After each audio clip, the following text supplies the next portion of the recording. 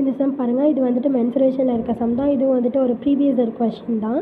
என்ன கொஷின் கொடுத்துருக்காங்கன்னு பாருங்கள். If pi is equal to 22/7, பையை வந்துட்டு நம்ம 22/7ஆகவே எடுத்துக்கலாம்.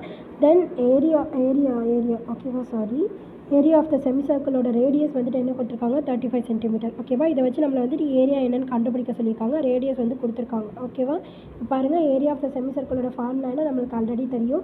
ஏரியா ஆஃப் த சர்க்கிளுக்கு வந்து πr², செமிசர்க்கிளுங்கிறப்ப பாதி சர்க்கிள், ஸோ டிவைடட் பை 2. பைக்கு பதிலாக என்னது 22/7 போட்டுக்க சொல்லியிருக்காங்க. ரேடியஸ் வந்துட்டு எவ்வளோ கொடுத்துருக்காங்க, 35 சென்டிமீட்டர். So 35 × 35 divided by 2. ஓகேவா, 1 2 is to 11 டைம்ஸ் வந்து 22, 1 7 is 7, 5 7s are 35.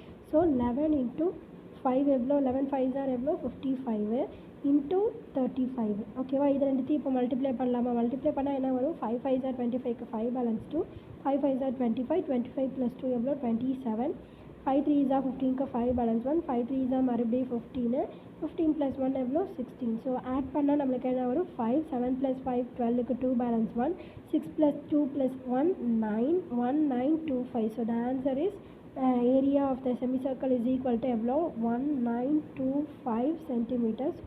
புரியுதா எப்படி போட்டிருக்கோம் அப்படின்னு? இது வந்துட்டு ஒரு ப்ரீவியஸ் இயர் கொஷின் தான். ஸோ நல்லா நோட் பண்ணி வச்சுக்கோங்க.